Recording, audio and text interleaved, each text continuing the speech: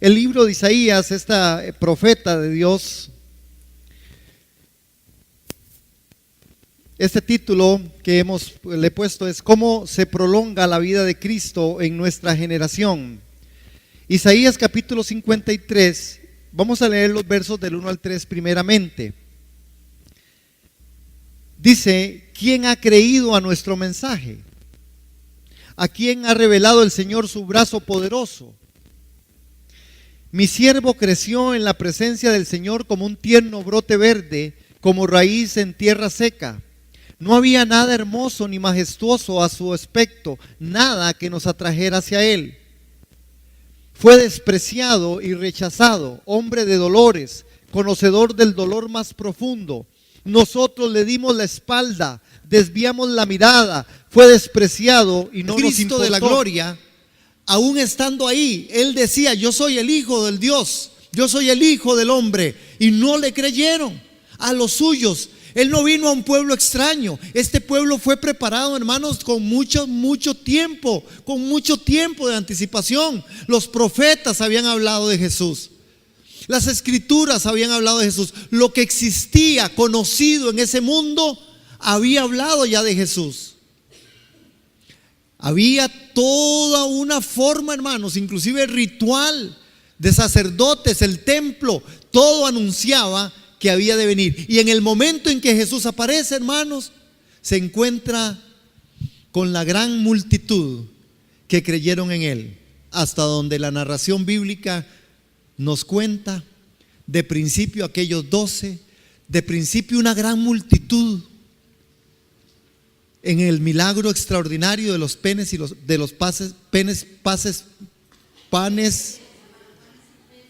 peces.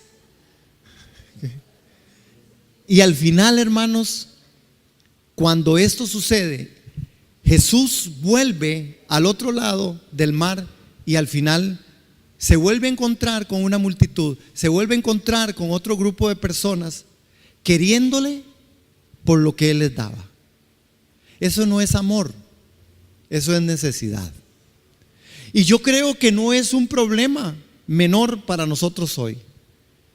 Y tenemos nosotros que reflexionar. Y lo que en esta mañana yo quiero compartir en medio de ustedes es el gran reto que nosotros tenemos. Porque a ellos les pasó esto, hermanos. La historia bíblica no se equivoca. Cuando Isaías 53 es anunciado, y cuando más adelante viene Juan y dice: el Cordero de Dios que quita el pecado del mundo, y cuando más adelante el mismo Jesús hace señales, prodigios y milagros, y cuando más adelante la iglesia primera empieza a hablar de Jesús, hermanos, muchos no creyeron.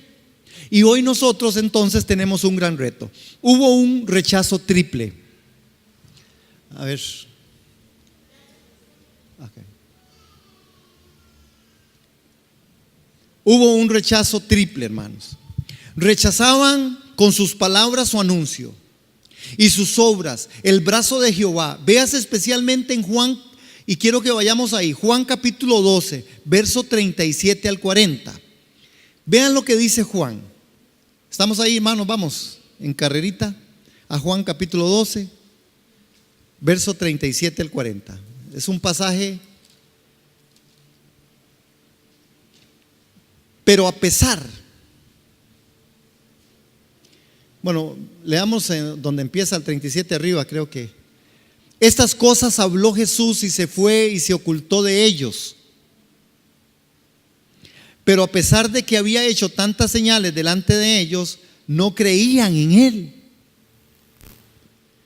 Para que se cumpliese la palabra del profeta Isaías, que dijo: Señor, ¿quién ha creído a nuestro anuncio y a quién se ha revelado el brazo del Señor?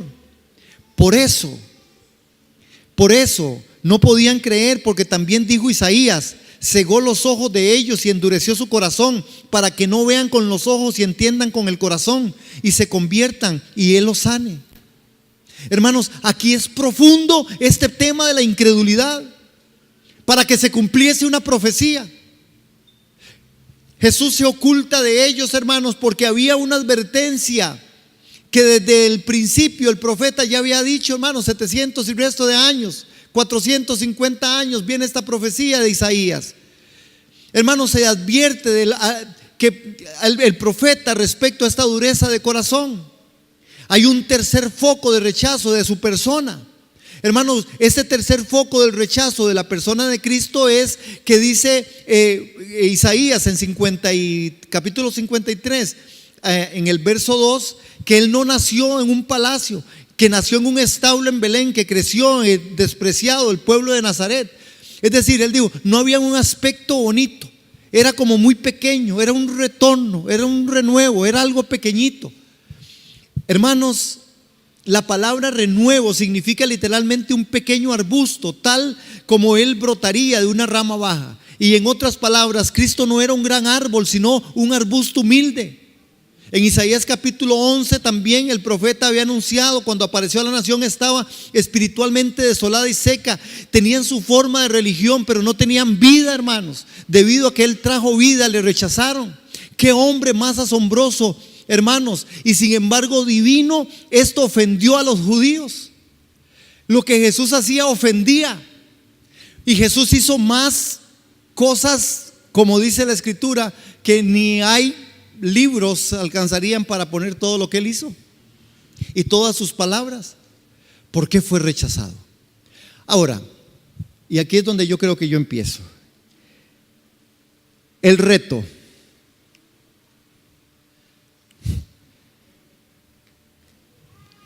El gran reto que nosotros tenemos hoy. Y aquí es donde el pensamiento en nosotros tiene que verse. Desde principios pusimos la voluntad de Dios. Estamos nosotros haciendo la voluntad de Dios. ¿Cómo es que nosotros pudiéramos rechazar a Cristo? ¿Cómo es que nosotros tan siquiera pensáramos en rechazar a Cristo? ¿Verdad que si yo les pregunto, hermanos amados en el Señor, a cada uno de ustedes, ¿usted rechazaría a Cristo? Yo creo que ninguno me diría que sí. ¿Verdad que no? ¿Cierto? No me asusten. ¿Quién va a rechazar a Cristo? ¿Quién no va a rechazar?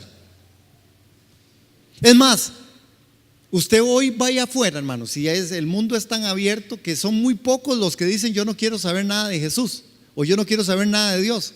La mayoría quieren, hermano. ¿Verdad que sí es cierto eso? Pero ¿qué es lo que se quiere de Cristo? ¿Qué es lo que se quiere? Nuestro reto es este, hermano, porque ellos no menospreciaron los milagros, ellos no menospreciaron lo que Jesús hacía, ellos menospreciaban a Jesús, no lo que Jesús hacía. Noten el pasaje, y ahora cuando leemos aquí, dice que a pesar de que había hecho tantas señales delante de ellos, no creían. Es decir, ellos estaban ahí, hermanos, ellos aceptaron los milagros, ellos aceptaron todas aquellas cosas, hermanos. Ellos aceptaron lo glorioso de Jesús. Ellos aceptaron y ellos pudieron ver cómo aquel muchacho que estaba endemoniado fue liberto y fue liberado, hermanos. Ellos pudieron ver, hermanos, cómo Jesús hacía tantas señales, prodigios. Ellos estaban ahí. Ellos no tenían un problema con eso. El reto de ellos y el reto para nosotros hoy, hermanos, es si de verdad Jesús es nuestro esposo, si Jesús es nuestra cabeza, si Jesús es el Señor de mi vida, o Jesús solamente es mi Salvador. Una cosa es que usted y yo seamos salvos, y otra cosa es que usted y yo actuemos y vivamos como hijos obedientes de Dios. Porque la salvación está puesta para todo aquel que en Él crea y no se pierde y tenga la vida eterna. Más Jesús vino para que nadie se pierda y todos procedan al arrepentimiento. Pero la actuación, la vivencia, el diario vivir suyo y mío nos dicen que somos hijos obedientes haciendo su santa voluntad. Ese es el punto, hermanos. Ese es el principio en el cual yo tengo que ver cómo hago. Lo estoy viviendo de esa manera. Es nuestro gran reto. Y yo me siento retado y yo quiero retarlos a ustedes. Este pasaje de Isaías 53, más adelante en los versos del 9 al 11, y vamos a ir otra vez a Isaías, no nos vamos a desprender de Isaías. Isaías 53, en el verso del 9 al 11, vean lo que dice. Y se dispuso con los impíos su sepultura, mas con los ricos fue en su muerte, aunque nunca hizo maldad ni hubo engaño en su boca. Con todo eso, Jehová quiso quebrantarlo, sujetándole a padecimiento. Cuando haya puesto su vida en expiación por el pecado, verá linaje, vivirá por largos días, y la voluntad de Jehová será en su mano prosperada. Verá el fruto de la aflicción de su alma y quedará satisfecho, porque conocimiento justificará mi siervo justo a muchos y llevará las iniquidades de ellos. Hermanos, la pregunta es si de verdad esto que el profeta dijo está haciendo un cumplimiento para nuestros días. ¿Quién va a prolongar? ¿Quién va a prolongar sus días? ¿Cómo se prolonga la vida de Cristo en nuestra generación? La Biblia señala 3 problemas por los cuales a veces no se está prolongando la vida de Cristo en nuestra generación. Una boca sucia, unos oídos sucios y unos ojos sucios. Parece, hermanos, que esto está afectando a aquellos hombres del tiempo de Jesús. Ellos no le creyeron, ellos le creían al milagro. Como tal vez hoy hay muchos que pueden creer que Jesús es el Salvador. Pero seguimos diciendo cosas, seguimos haciendo cosas, seguimos caminando en cosas que a veces no corresponden a la verdad de que yo soy un seguidor de Él, que yo estoy haciendo algo, hermano, prolongando la vida de Cristo en nuestra generación. ¿Quién prolongará sus días? Dice la Escritura. Hermanos, a la muerte de Jesús, el profeta lo que estaba anunciando y lo que estaba diciendo, y hay otra versión de la cual quiero leerles de esta manera. Dice que se dispuso con los impíos su sepultura y que con los ricos fue su muerte. Aunque nunca hizo maldad ni hubo engaño en su boca, con todo eso Jehová quiso quebrantarlo y sujetándolo a padecimiento. Cuando haya puesto su vida en expiación por el pecado, verá linaje. Cuando él ponía y él había puesto su cuerpo en expiación, verá linaje. ¿Quién va a prolongar los días? ¿Dónde está el linaje de Cristo? Por supuesto nosotros sabemos, hermanos, pero ¿sabe a qué se ha reducido esto? Se ha reducido a una muy pequeña manada. Hermanos, no es verdad de ninguna manera que hay muchos hijos obedientes a Dios. Yo creo que hay mucha manifestación y sí hay muchos, ¿verdad? Hay mucha gente que cree en la obra de Cristo.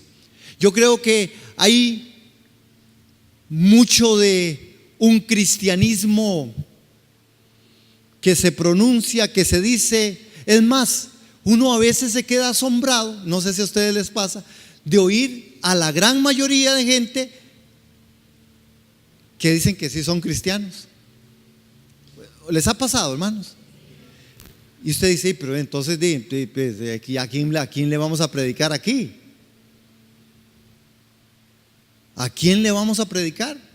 Pero cuando usted va al contexto particular, individual, ay, hermano, usted se queda asombrado porque está en la misma familia. Usted oye cosas diciendo, y yo no sé por qué ese hombre va a la iglesia, porque aquí en la casa esa cosa es una cosa terrible. ¿Verdad que sí, hermano? Dígame si estoy equivocado, si no aquí yo paro. Pero eso es cierto.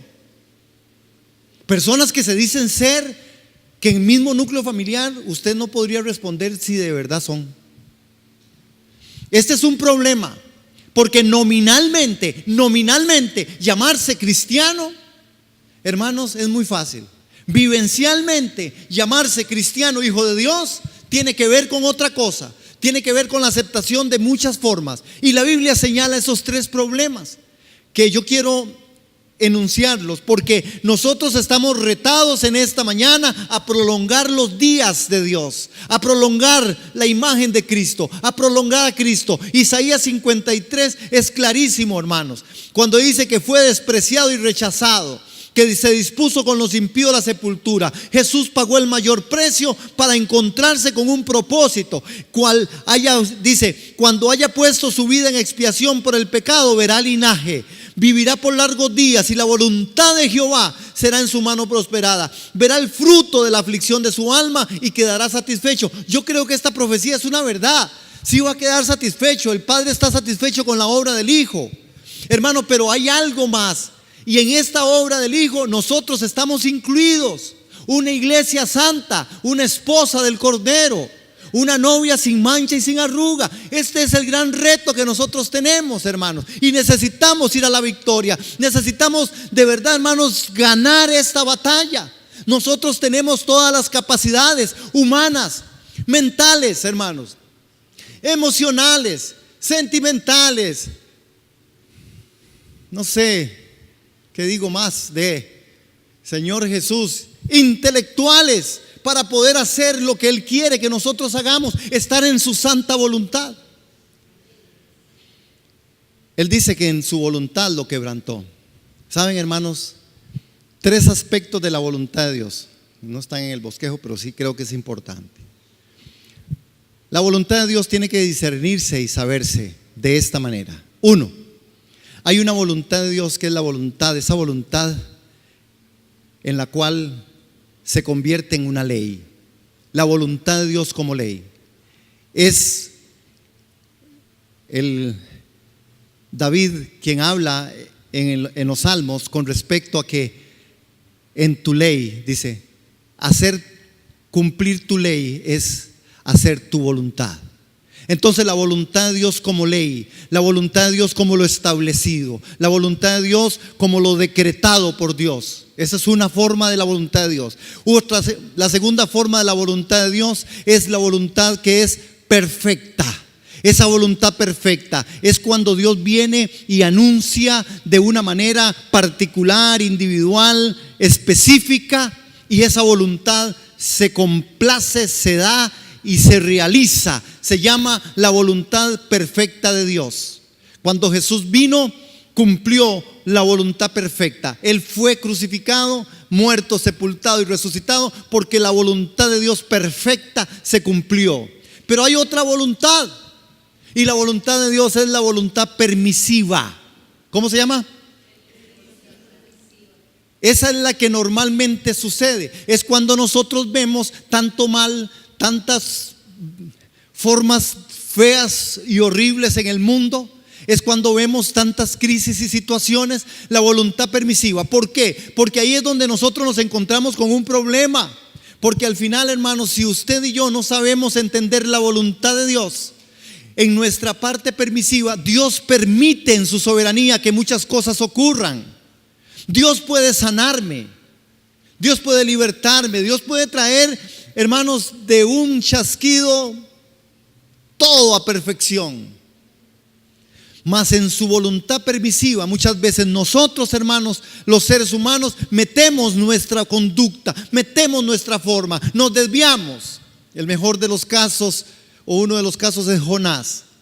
Jonás sabía que tenía que ir a Nínive, pero no quiso ir a Nínive, se cogió para el otro lado y formó un conflicto. La voluntad permisiva de Jonás hizo, hermanos, que el mundo entrara en un momento de dificultad, tanto así que entonces Jonás, en vez de ir a hacer la voluntad perfecta de Dios, la voluntad agradable y perfecta, hizo una voluntad permisiva y sencillamente se fue para el otro lado. Entró en ese barco, complicó a los marineros, complicó al hombre del barco, complicó al mar, complicó hasta la misma ballena porque se lo tuvo que tragar.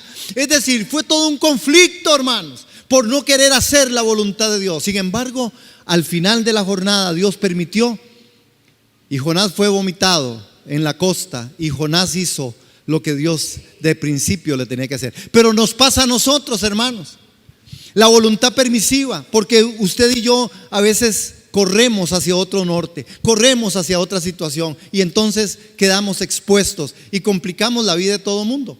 Yo le he estado diciendo a algunos hermanos, y hoy les dije en la mañana también, como iglesia, hermanos, necesitamos entrar en una reflexión de esa unidad. Hermano, por favor, diga si usted necesita algo o usted está enfermo, hermano. Dígalo, hermano, para que usted y yo no entremos en ese conflicto en formas, porque a veces la iglesia se ve sucumbida, se ve señalada por aspectos que nosotros ni sabemos. Y les digo, a veces hay personas que pudieran estar padeciendo algo, están enfermas, no dicen nada, al final tampoco se les llama o no se les visita, y al final, hermanos, a alguien le dicen de su dolor, de su resentimiento, de su enojo, y entonces en la iglesia empieza murmuración. Hermanos, necesitamos ser muy transparentes, porque si no, entonces la voluntad de Dios, que es buena, agradable y perfecta, no se va a cumplir. Necesitamos comunicar, decir: ve, hermanos, ve, oren por mí, yo estoy mal. Por eso estamos abriendo espacios como estos de interceder, hermano. No es porque queremos saber qué tiene o qué no tiene, o qué le falta. No, es que queremos saber cómo está usted, porque ya no queremos ser señalados. Y si usted se para aquí y dice: bueno, yo cumplo años el 3 de diciembre y usted no me llama, es una responsabilidad suya. Ay, me salió bonito el anuncio. Nunca lo había intentado así. Pero al final es eso, hermanos. Si yo necesito, voy a ir a donde ustedes. Porque si yo no lo hago, hermano, entonces en mi voluntad permisiva, muchas veces no entendiendo el patrón de Dios, no entendiendo la conducta de la iglesia cristiana, como iglesia local, entonces empiezo a señalar: es que son muy insensibles, es que no me visitan, es que no me llaman, es que no me dicen. Hermanos, yo sé que esto es materia muy particular, y la metí porque creo que es una advertencia de Dios, que es un reto que tenemos nosotros, hermanos. Amén, amén. Sí, estoy claro en eso. Vamos a ver estos tres aspectos.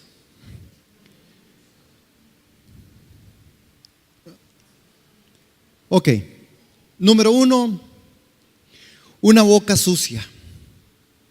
Vean lo que dice Isaías, hermanos, en el capítulo 53, en el verso 9. Nunca hubo engaño en su boca. Está hablando de Cristo. Pero ¿qué está pasando con nosotros, hermanos? Hoy queremos un Dios a nuestra imagen y semejanza. Él nos hizo imagen y semejanza de Él, ¿verdad? Pues hoy nosotros queremos a un Dios a imagen y semejanza de nosotros. Hermanos, conforme usted hable con personas, cada uno tendrá el Dios que le gusta y que quiere. Sí, ¿están aquí conmigo? Queremos un Dios que me resuelva a mí las cosas a mi manera, más o menos a la hora que yo digo y de la forma en que yo quiero. Y a esto muchas veces se le llama apropiarnos en fe de lo que Dios es. Dios, yo soy hijo de Dios y Dios me va a dar a mí esto porque yo lo creo, lo confieso y entonces Dios me lo da. Hermanos, eso es tratar de hacer a Dios a su imagen. Dios no funciona así. Porque si Dios quiere darte algo, te lo va a dar. Si Dios me lo quiere dar, me lo va a dar. Dios no tiene ningún problema. Dios es Padre, es amoroso, somos hijos, podemos pedirle y como hijos le pedimos y Él extiende su brazo de misericordia y nos da conforme su plan y su propósito, hermanos. Dios no es un Dios mezquino, Dios no es un Dios lejano, pero a veces nosotros queremos hacer a Dios a nuestra manera. Y ustedes conocen de historias, tal vez más que las que yo conozco, de gente que termina resentida con Dios porque sencillamente no le hizo algo, no le dio algo de lo que yo quería, porque lo veo como mi necesidad prioritaria. Cuando hablamos de una boca sucia, entonces nosotros tenemos que considerar algunas cosas, tales como cuando Isaías 53 habla de que no hubo engaño en su boca. ¿Cómo podemos nosotros presentar a Cristo en este particular, en la particularidad de nuestro problema en el corazón? La pregunta se ha expuesto en el Antiguo y en el Nuevo Testamento. Santiago advierte a la iglesia, y se los leo en Santiago 3:6: y la lengua es un fuego, un mundo de maldad. La lengua está puesta entre nuestros miembros y contamina todo el cuerpo e inflama la rueda de la creación, y ella misma es inflamada por el infierno. Tu boca, dice también, hermanos, en el Salmo 50:19, tu boca metías en mal y tu lengua componía engaño. Tomabas asiento y hablabas contra tu hermano, contra el hijo de tu madre, ponías infamia. Estas cosas hiciste y yo he callado. Pensabas que de cierto sería como tú, pero te reprenderé y las pondré delante de tus ojos. Entended ahora esto, lo que olvidáis de Dios, no sea que os despedace y no haga quien os libre. El que sacrifica alabanza me honrará, y el que ordenare su camino le mostraré la salvación de Dios. Ese es el Salmo 50:19-23. El salmista está hablando de la boca metida en el mal y la lengua componiendo engaño y hablando contra el hermano. Por eso hacía la advertencia: hermano, no se vale que por falta de comunicación nosotros no estemos muy claros, que como iglesia nosotros tenemos la posibilidad de poder, hermanos, estar atentos a las cosas de los hermanos. Por eso yo les digo, llamemos. Puede ser que el hermano que usted va a llamar diga: ve, hermano, hágame el favor y no me llame, yo lo llamo. Y qué bueno, qué dicha, está bien. Sí, qué dicha. Bueno, y ya sé que este hermano, mejor no lo llamo, me va a llamar. Vamos a confiar, vamos a creerle. ¿Cuántos amén? ¿Estamos aquí? Pero ser muy claros, hermanos. ¿Por qué? Porque si no podemos entrar en esto nosotros. Nosotros tenemos un problema y nuestra boca nos traiciona. Santiago dice que la lengua, hermanos, es en Santiago 3:6, es un fuego de un mundo de maldad. La lengua está puesta entre nuestros miembros y dice que contamina todo el cuerpo. Hermanos, hoy queremos a un Dios a nuestra imagen y semejanza. Hoy nosotros entonces con nuestra boca muchas veces vituperamos. Y en palabras sencillas, hermanos, pensamos que Dios es como nosotros. Nosotros torcemos y acomodamos su palabra para reflejar nuestra tendencia a juzgar a la persona de afuera. O ignoramos el modo en que Dios considera los problemas ocultos y profundos del corazón de una persona. Hermanos, ahora el Señor nos está diciendo aquí en el Salmo 50: yo voy a reprobarte porque yo quiero que tú pongas este asunto en orden. Tú debes ver la contaminación de la manera que yo la veo, como maligna y perversa. Es un serio peligro para nuestra alma, hermanos, la contaminación. No podemos estar nosotros contaminándonos con pensamientos que vienen, hermanos, ahí a mente, que no son pensamientos de bien. Yo hoy les decía a los hermanos en la mañana, a los servidores, que cuántas veces usted se hace toda una novela, porque alguien me ve serio, ¿verdad? Yo podría pasar por aquí muy serio y entonces ya alguien podría argumentar: hoy el pastor anda enojado. ¿Quién sabe que seguro doña Vivian no le dio el besito de buenas noches? No, seguro no le hizo desayuno. ¿Verdad que esas son posibilidades? ¿Y por qué nos pasa eso, hermanos? Porque nosotros tenemos esa habilidad mental de poder hacer juicios. Pastor, usted lo veo muy serio, está bien, le pasó algo, podemos orar por usted. Pero hermanos, argumentamos cosas. Y vea cómo somos, porque yo creo que no está bien decirle a todo mundo todo, pero tampoco dentro del núcleo de la familia de Dios, hablando sobre una boca sucia, es mejor que usted pregunte a que no que usted vaya y le diga: Tibi, ¿viste que seguro doña Vivian está toda enojada con ese hombre? Y entonces Tibi va y le cuenta al otro, y el otro le cuenta al otro. Y al final, hermanos, ¿qué fue lo que pasó? La iglesia cristiana está dañada y muy dañada por esas cosas, hermanos. Por puros asuntos que no son y ni se sabe si son. Y los que son debajo de la cama, debajo de las cobijas se arreglaron. Hoy soy terrible, ¿verdad?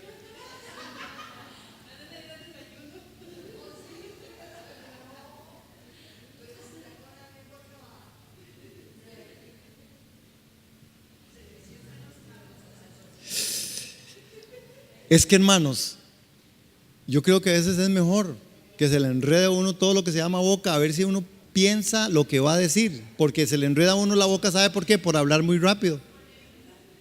Es por hablar tan rápido, porque si yo fuera más pausado,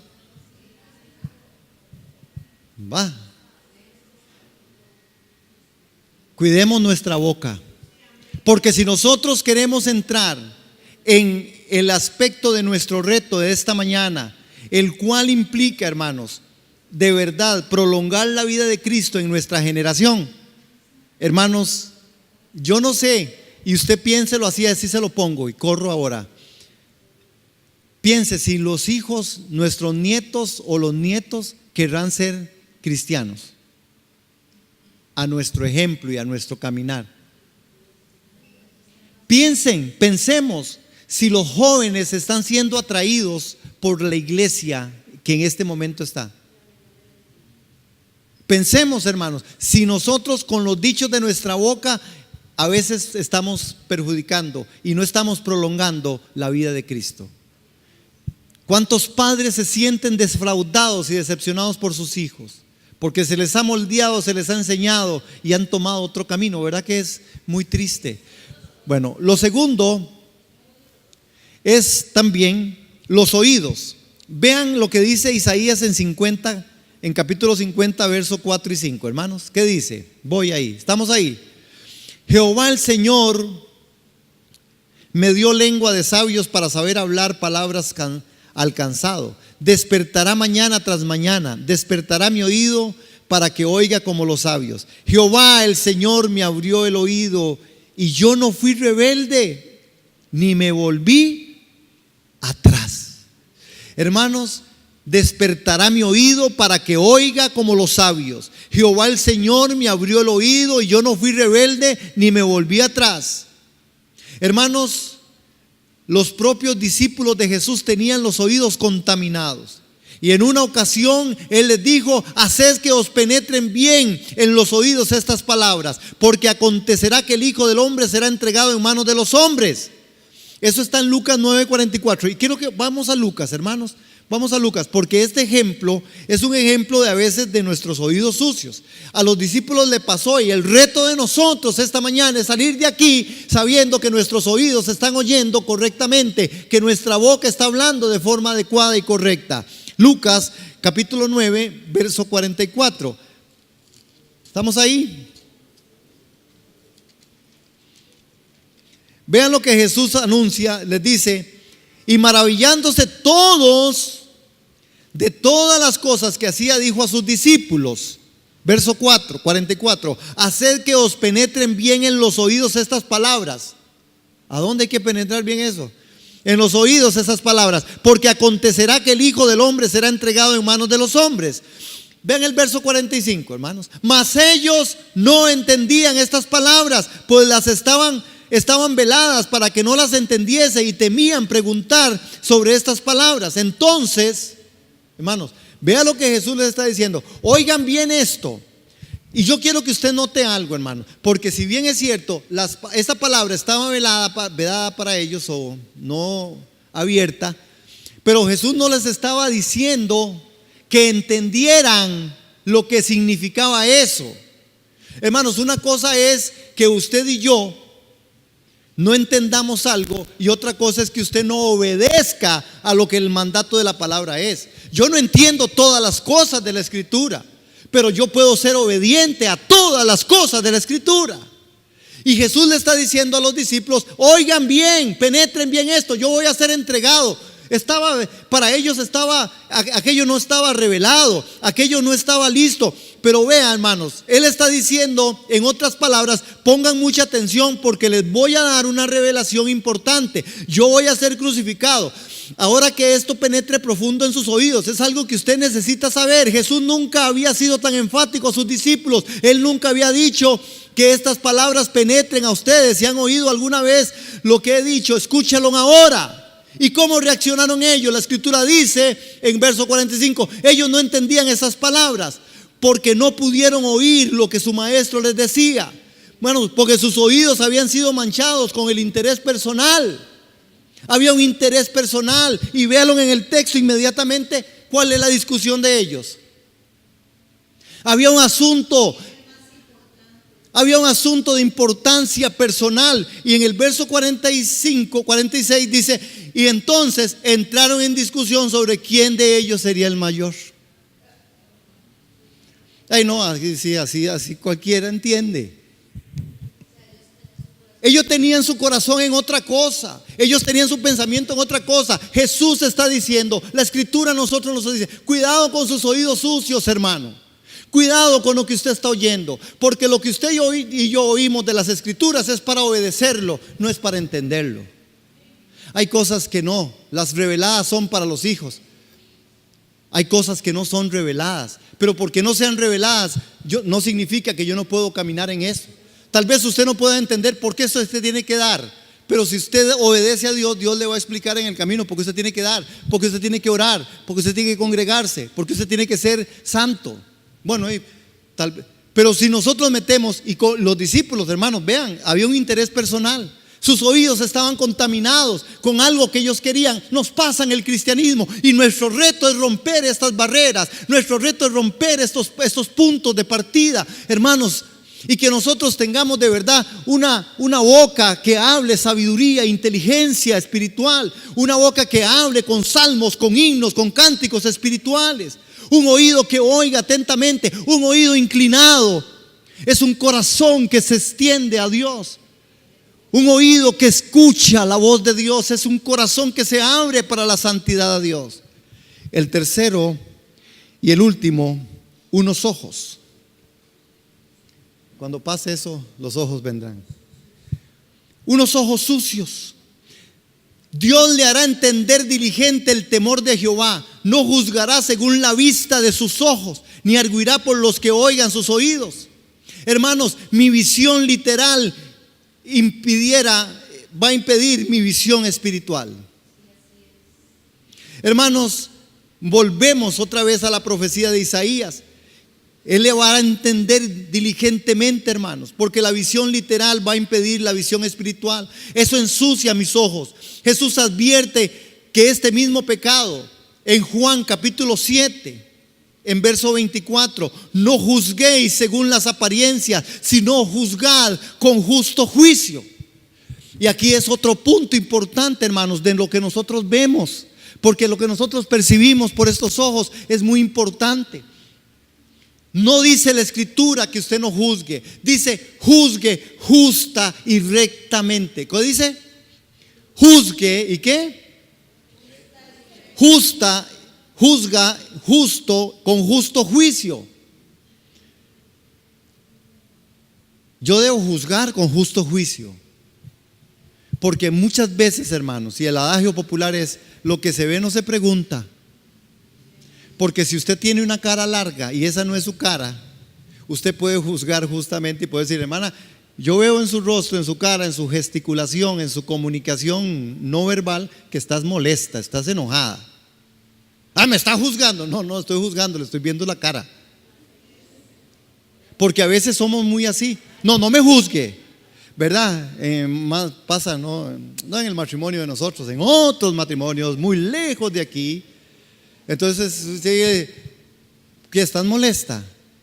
No estoy molesta, pero ¿qué? ¿Vas a comer? No estás molesta, nada más es que querés salir de la tarea de darme comer. Hermanos, no podemos engañarnos a nosotros mismos. Nuestros ojos nos engañan, porque también está lo otro, que uno juzga según la... mira a Francini. Hermanos, y hay gente especialista en eso. ¿Quién sabe qué le pasó? Es que yo la vi, vea, pestañó 3 veces seguidas. Ella nunca hace eso. Sí, hermano, eso es que hay algo mal. ¿Sí? Sí, ¿cómo, hermano? Yo la vi, hizo 1, 2, 3 seguidos. Y eso está como, yo no sé en qué parte de la Biblia está. Hermano, hay gente capaz de eso. No sé en qué parte de la Biblia está, pero sí hay algo de eso, de los ojos que se cierran rápido. Juzgamos según nuestra vista, juzgamos según nuestra apariencia. La escritura nos manda a nosotros, si queremos, hermanos, prolongar el Cristo de la gloria, si queremos prolongar nuestro reto de que Cristo sea visto allá afuera, tenemos que cuidar nuestra forma de hablar, tenemos que cuidar nuestra forma de oír, tenemos que estar claros en nuestra forma de ver, porque si no, hermanos, entramos en todo un conflicto. Amén. ¿Cuántos dicen amén? Isaías 53 muestra al siervo Cristo mismo haciendo todo esto, hermanos. Él cayó, su boca cayó porque dijo, él no hablaba más allá, él no veía las cosas que no tenían que ser vistas, él juzgaba justamente, él oía al Padre y Jesús le decía: yo oigo a mi Padre y lo hago, yo veo a mi Padre y digo. Hermanos, si queremos prolongar a Cristo, nuestro reto en esta mañana, una vez más les digo, es prolongar de verdad, que la vida de Cristo sea prolongada, hermanos, que de verdad prolonguemos la vida de Cristo en nuestra generación.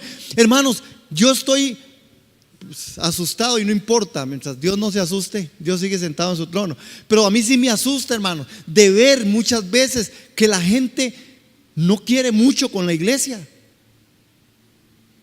Y la gente a veces va a eventos y va a cosas, y ¿verdad? Y hay iglesias muy grandes y otras, pero a veces la gente, hermanos, en cualquiera, porque son un montón de hipócritas. ¿Ha oído esa expresión, hermanos, de la iglesia? Vea que es triste, hermano. Creo que hay que romper con eso. Tenemos que pelear una batalla de fe aquí. Nosotros tenemos que orar más, iglesia de Centro de Enseñanza y Discipulado. Necesitamos orar más, necesitamos estar más, necesitamos ser más permanentes, hermanos, porque los días son malos, los tiempos son difíciles, hermanos. Y yo sé que esto es de Dios, porque Dios se agrada en estar juntos. Hermanos, esta dinámica de juntarnos, de compartir la palabra, de orar juntos, de orar unos por otros, hermanos, esto es parte de congregarnos, eso es parte de lo que significa prolongar, definitivamente prolongar la vida de Cristo para muchos, que prolonguemos la vida de Cristo en nuestra generación. Es un reto que nosotros tenemos. Y ahora sí, punto y final, Proverbios 4:23, hermanos. Vean estos proverbios. Y creo que ahí, sobre todas las cosas, además, hagámoslo dinámico, hermanos. A mí me gusta que ustedes me ayuden a leer. Leamos ahí donde empieza sobre todos al contar tres muy armoniosamente. Do, re, mi, fa, sol, la, si, ok. 1, 2, 3. Sobre todas las cosas, cuida tu corazón, porque este determina el rumbo de tu vida. Evita toda expresión perversa. Aléjate de las palabras corruptas. Mira hacia adelante y fija los ojos en lo que está frente a ti. Sobre todas las cosas, cuida tu corazón, porque este determina el rumbo de tu vida. Cuando habla del corazón, está hablando del corazón conectado a tu mente. ¿Cuál es tu pensamiento? Así es el hombre. Cuida tu corazón, hermano. Cuidemos nuestro corazón. Evita toda expresión perversa, aléjate de las palabras corruptas. No está bien en un cristiano evangélico nacido de nuevo, hijo del Dios viviente, que se digan palabras corruptas, que haya incredulidad, que hayan palabras soez, hermanos, que hayan palabras vulgares. No está correcto, iglesia. No está bien, hermanos. Esto no debe ser, esto no puede ser. Esto fractura el nombre del Señor, fractura el que nosotros prolonguemos de verdad a Cristo en medio de esta nación, de este pueblo, de este país, de este lugar. Amén. Evita la expresión perversa. No está bien. De cada palabra ociosa daremos cuenta al Señor, hermano. Es que estaba muy bravo y ¿verdad? Como dijo el otro, era la última, pastor, que me quedaba. Hermanos, mira hacia adelante y fija los ojos en lo que está enfrente de ti. Mira, hermanos, una de las cosas importantes es que la gloria de Dios siempre descendió cuando aquellos dos querubines estaban frente a frente y la gloria de Dios descendía en el arca. Cuando nosotros fijamos nuestra mirada en el hermano, en hermana, en el esposo, en la esposa, en nuestros hijos y les hablamos en la verdad, la gloria de Dios desciende, hermanos. Y la autoridad de Cristo es una verdad. Necesitamos esto, hablarnos mirándonos a los ojos, honestos, transparentes. Hermanos, el Señor es bueno. David exhorta también en el Antiguo Testamento: sean gratos los dichos de mi boca y la meditación de mi corazón delante de ti, oh Jehová, roca mía y redentor mío. Salmo 19:14. El apóstol Pablo agrega a esta perspectiva: quítesen de vosotros toda amargura, enojo, ira, gritería y maledicencia y toda malicia. Antes sed benignos unos con otros, misericordiosos, perdonando los unos a los otros, como Dios también os perdonó a vosotros en Cristo. Ninguna palabra corrompida salga de vuestra boca, sino sea la buena para la necesaria edificación, a fin de dar gracias a los oyentes, y no contristéis el Espíritu Santo de Dios. Hermanos, ¿quieren un consejo? No permita en su núcleo familiar que nadie venga con palabras soeces o con juicios que no son juicios de Dios y genuinos. No lo permita. No permita en su casa palabras malcriadas y deshonestas. Es que los muchachos son así. No, pues dígale que vaya a decir la vulgaridad donde le dé la gana, menos en su casa. No se deje contaminar. Es que viera, cuando se levanta chicha, agarre la lengua y tuérzasela. Échele un poco de chile, a ver. Me van a acusar y quedó grabado, peor. Es que así son los jóvenes, no es cierto. Así serán los jóvenes. Los cristianos evangélicos somos de otro planeta. Somos de otro mundo. Estamos aquí, pero no somos de aquí. Amén. Necesitamos expandir el nombre de Jesús. Necesitamos que esta generación se prolongue el nombre de Cristo, para que la profecía en Isaías 53 dice: y será prolongada cuando haya puesto la vida en expiación. Será prolongado su nombre sobre todas las generaciones. ¿Cuántos dicen amén? Es nuestro reto y vamos a hacerlo en el nombre de Jesús. Amén. Hay que luchar, hay que guerrear, hay que pelear, hermanos. No vamos a dejarnos. Hemos sido puestos por cabeza y no por colas. Somos hijos de Dios y caminemos en la dignidad y en la altura de Cristo. Amén. Amén.